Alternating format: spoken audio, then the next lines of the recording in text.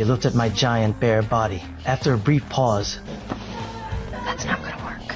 the shock in her eyes turned into something else. That night she felt a rush she had never known before. The day I was born, I was heavier than both my parents. I grew too fast. Before I was a month old, I was already dancing to music. Since then, I've been different. My parents feared others would see me as a monster. They locked me inside. They mopped the floor with colors. They told me never to step outside the yellow zone. I could only eat food from home. My world was small. TV was my only entertainment. But I kept growing. The house could no longer hold me. Even the bathroom door trapped me. A little push, and the wood would crack. My parents spent 2.5 years building me a custom home. It gave me more space, but the locks remained. Freedom was still out of reach. Bored and restless, I lifted weights every day. Until one day, I heard people outside talking about a giant. I stretched out my hand to greet them. They froze on the spot.